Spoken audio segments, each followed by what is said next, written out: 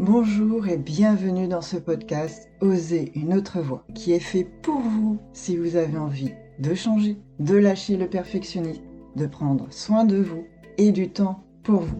Je vous invite le vendredi dès 6h du matin où je vous partagerai mes astuces, mes déclics, mes réflexions, mes expériences et autres pour y parvenir avec parfois des invités et surtout des livres. Car je suis Sophie Am, bibliothérapeute et plus spécifiquement bibliocoach, ainsi que magnétiseuse à distance après reconversion et burn-out. Alors, osez, essayez, testez, passez à l'action et échangeons ensuite. Bonne écoute et je vous retrouve de suite pour un nouvel épisode. Bonjour les audacieuses, comment allez-vous aujourd'hui ? Et aujourd'hui, c'est un épisode où j'avais envie de vous faire un retour d'expérience sur un coaching personnel. Mais avant, comme toujours, commençons par notre rituel du slow train. Installez-vous confortablement, prenez le temps de vous installer, de choisir votre lieu, votre assise, votre posture. De prendre le temps de respirer et surtout d'expirer. De lâcher avec plaisir, de montrer à votre corps que là, aujourd'hui, à cet instant, on se détend. On le détend au maximum, dans la douceur, au mieux que l'on peut à ce moment-là. Et enfin, on peut le refaire 2-3 fois.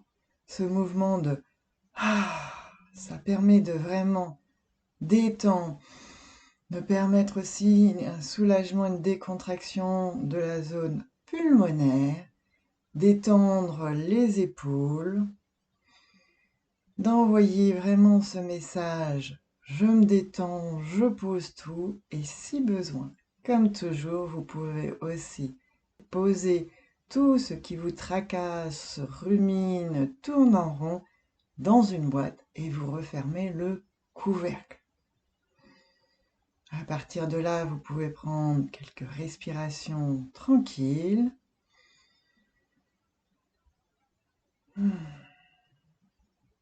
Expirez avec la bouche si besoin. Faites un scan corporel, voir où il y a encore des tensions, des crispations, peut-être un ajustement de votre posture. Et comment allez-vous ? Comment vous vous sentez là, tout de suite, maintenant ? Avec quelle émotion ? Quel ressenti ? Quelles images vous viennent ? Quels sont les mots aussi qui peuvent revenir ? Vous entendez ou non ?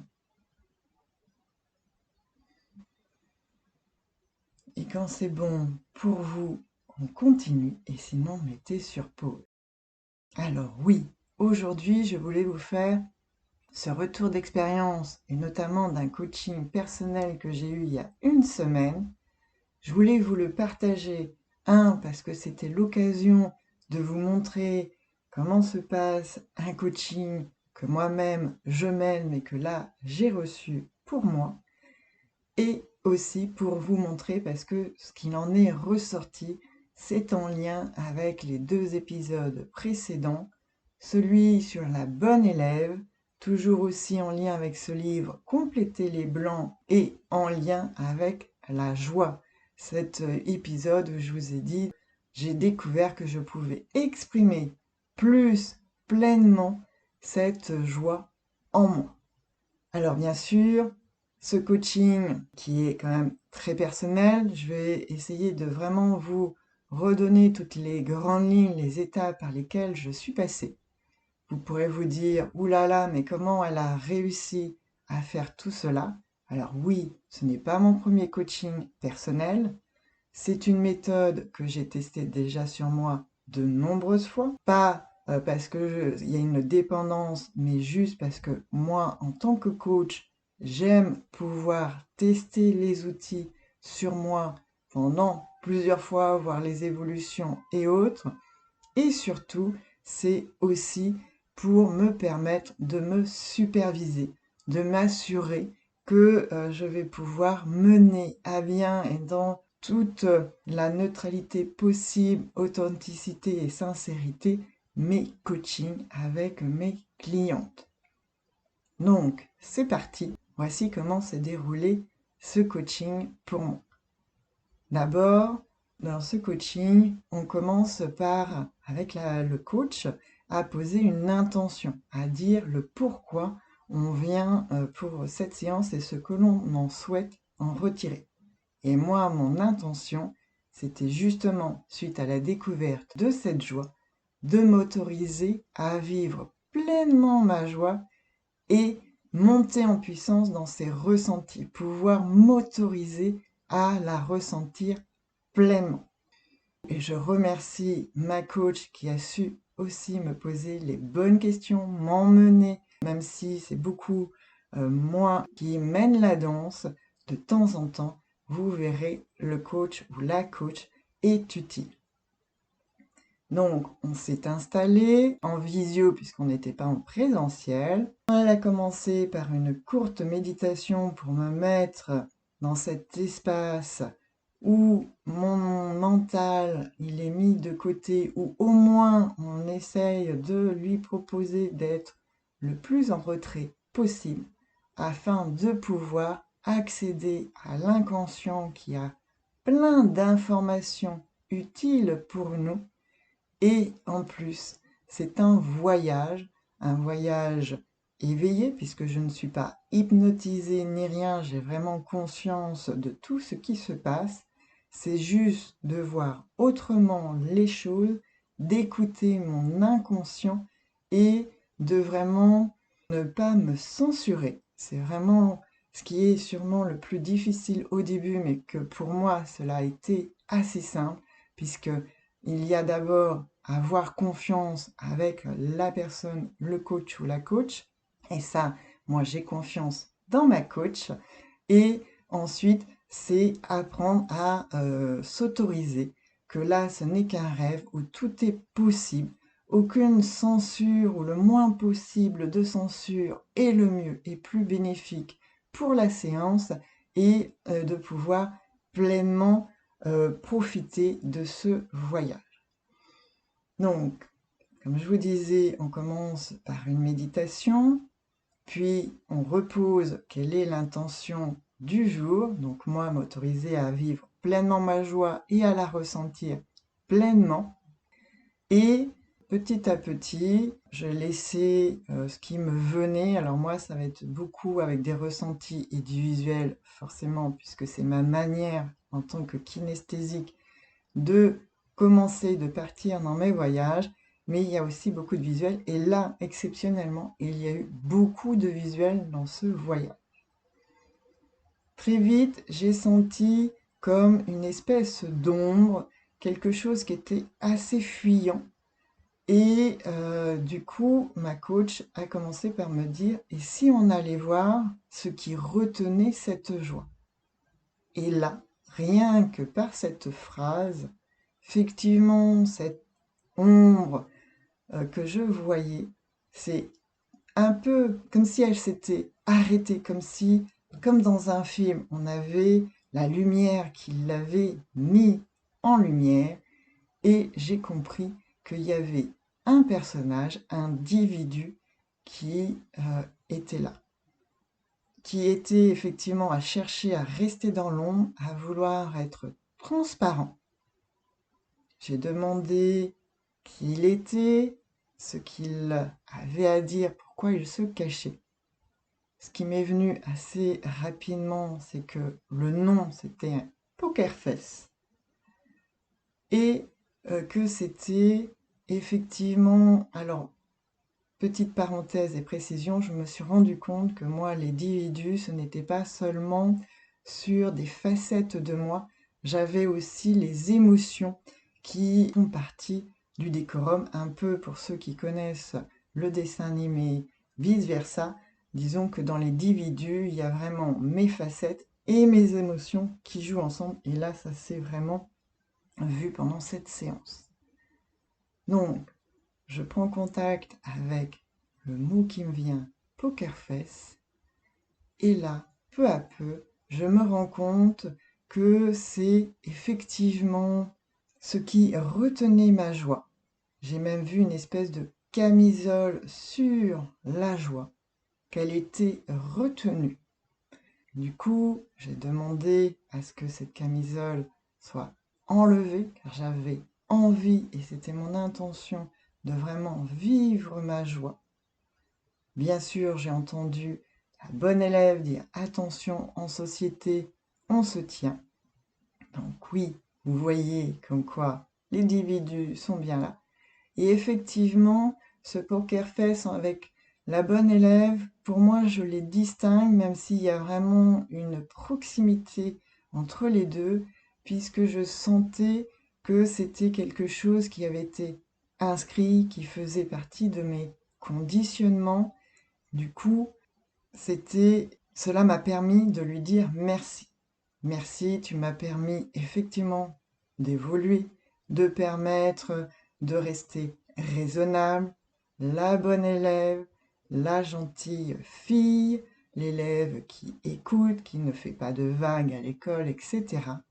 Mais aujourd'hui, au moins dans mon intimité et dans des cercles où je peux m'exprimer pleinement, j'ai envie de pouvoir exprimer pleinement ma joie.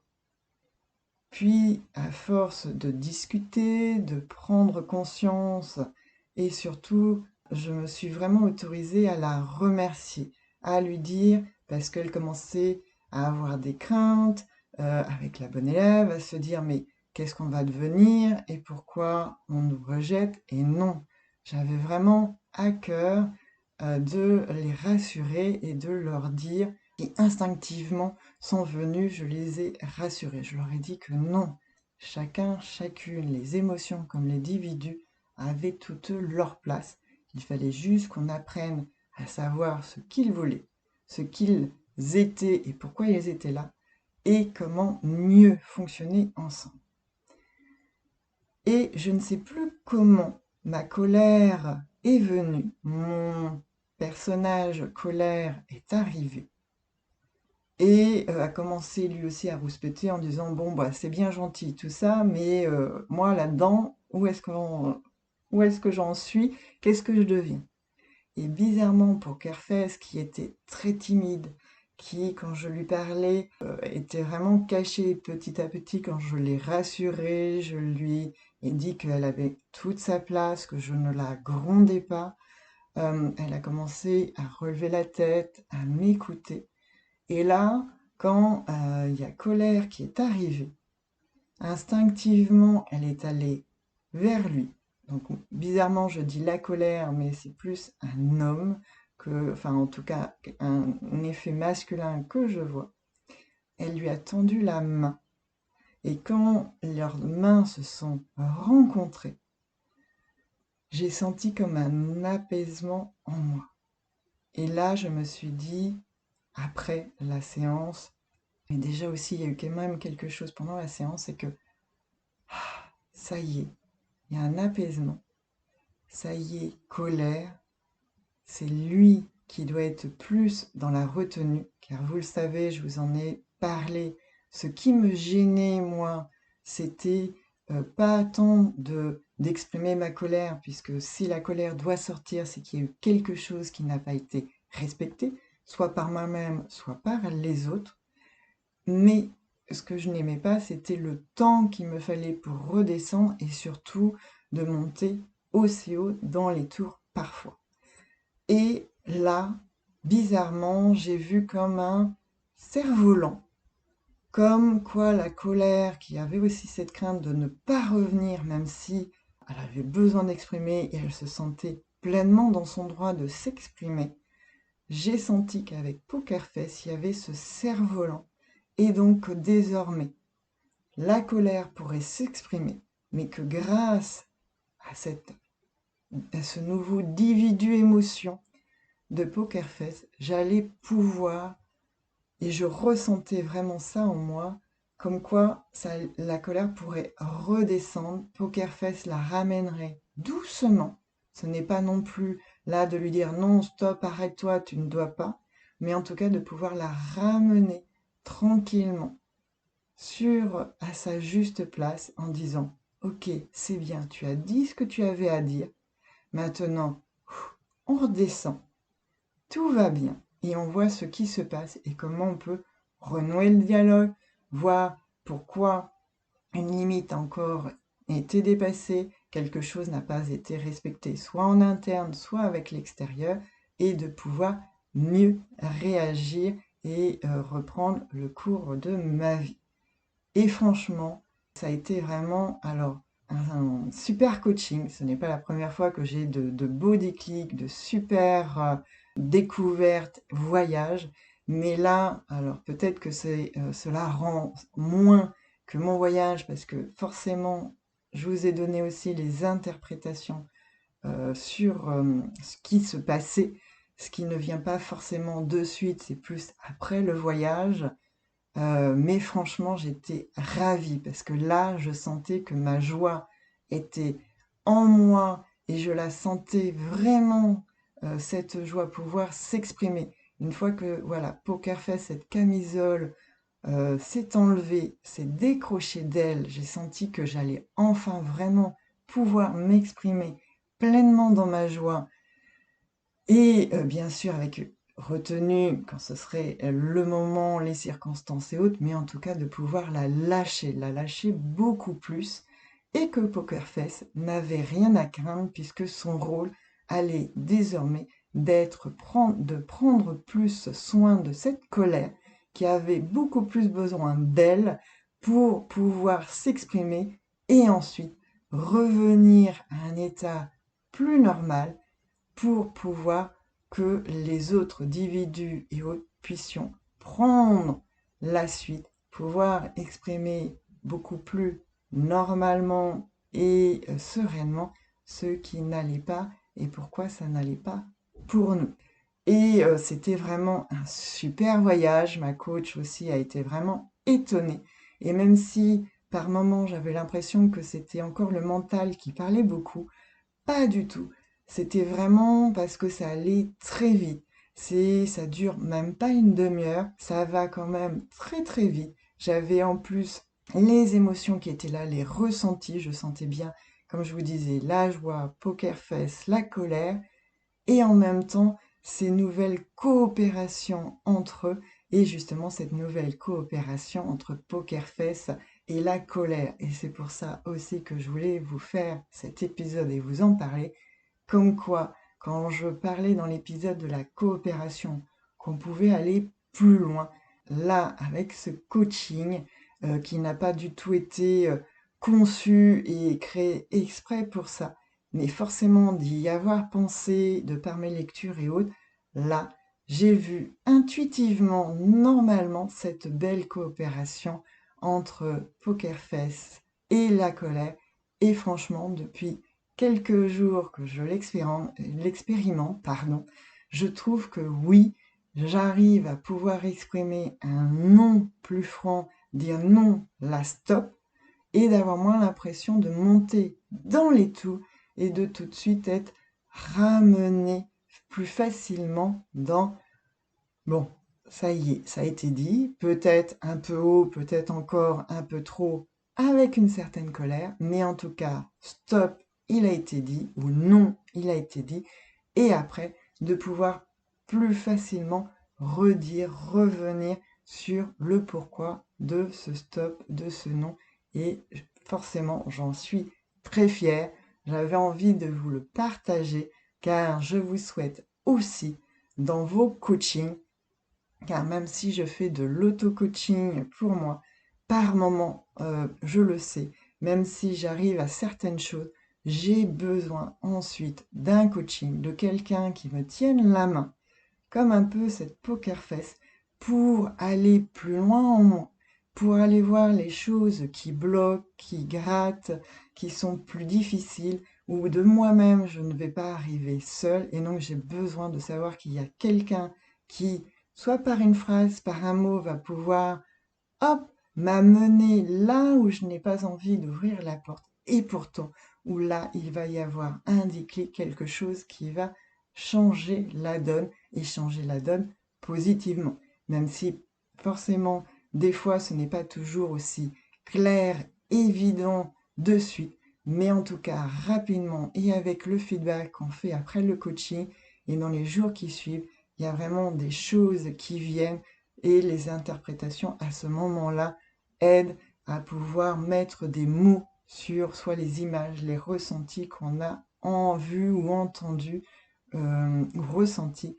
Et franchement, c'est un vrai plaisir et ça a été un super coaching pour moi. Et donc, je vous souhaite aussi que dans vos coachings, vous puissiez vivre des expériences comme cela. Vraiment en vous autorisant pleinement à écouter ce que les individus, votre corps, que sais-je, ont besoin, même vos douleurs, puisque je le fais aussi à partir des douleurs, ce qu'elles ont besoin de vous dire, et de voir comment, avec tout ça, après, vous pouvez mettre de nouvelles choses en place. Voilà pour moi, pour ce retour d'expérience. J'espère qu'il vous plaira. Et si vous en voulez plus, même si je ne vais pas faire que ça, mais si j'ai d'autres coachings où je peux vous raconter ce qui s'est passé, surtout personnellement, alors ce sera avec plaisir pour que vous puissiez voir comment cela se passe et pas forcément toujours aussi joyeusement et aussi visuellement. Mais en tout cas, même si par moments j'ai eu des larmes, cela n'a pas duré, car cela a toujours fini avec une belle fin.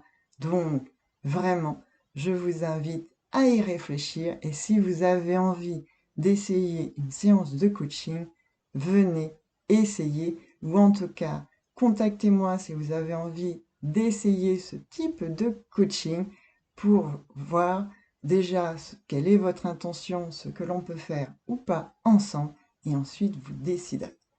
Voilà, très belle fin de semaine, très belle semaine si c'est en semaine que vous écoutez cet épisode, et je vous dis à très vite pour un nouvel épisode. Et voilà, chers audacieux, c'est fini pour aujourd'hui, et je vous remercie pour votre écoute. Prenez le temps de descendre du train, ou, si vous pouvez, restez-y encore quelques instants. J'espère que ce moment entre nous vous a plu, et si c'est le cas, abonnez-vous au podcast, laissez-moi un commentaire et ou 5 étoiles sur votre plateforme préférée. Partagez-le aussi autour de vous. Vous pouvez également me retrouver sur mon site web ou par mail. Vous avez toutes mes coordonnées en dessous de l'épisode dans la partie description. Et en attendant le prochain épisode, prenez soin de vous.